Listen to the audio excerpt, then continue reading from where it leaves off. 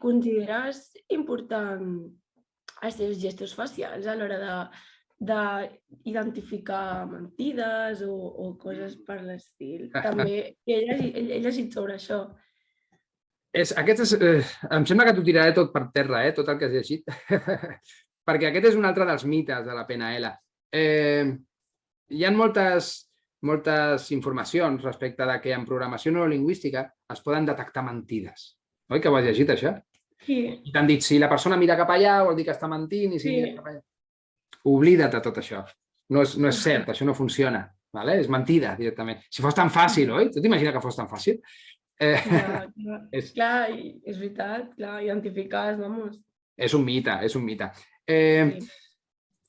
Les persones, tot allò que estan pensant i tot allò que estan sentint, creiem en programació lingüística que s'expressa precisament amb les seves expressions facials, amb la seva postura corporal i amb moltes coses. Llavors, quan tu estàs mentint, tu, Laura, com et dius? Laura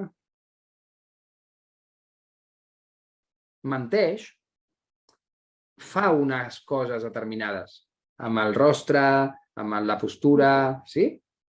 I llavors, en programació lingüística aprenem a identificar quan tu menteixes.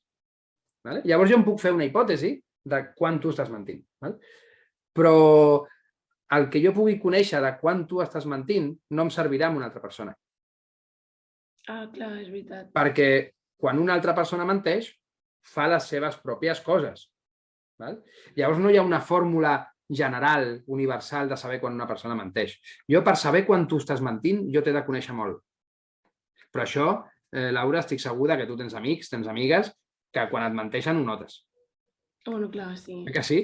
Doncs en PNL el que fem és posar un sistema per saber on t'has de fixar, no? I per conèixer l'altre. Llavors, si jo sé quan tu m'estàs mentint, que és un procés prou llarg, perquè he d'estar molt amb tu, he de conversar molt amb tu i t'he de pillar alguna mentida que em diguis, perquè si no, no ho sabré, no?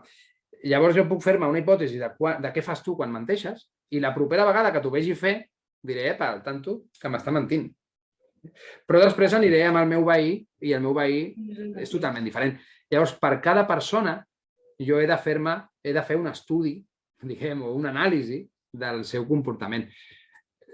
Per això no és una ciència, la PNL, perquè no podem generalitzar cap llei, no podem generalitzar cap mètode. No hi ha cap mètode, clar. La ciència el que busca són lleis universals. La física es compleix a la Terra i es compleix a qualsevol indret de l'univers en qualsevol moment de la història, no? I la química i les matemàtiques. La PNL no.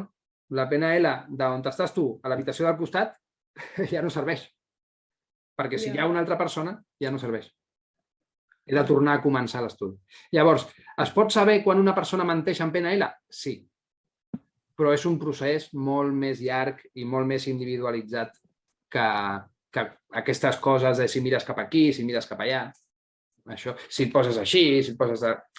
Tot això en PNL no ho contemplem.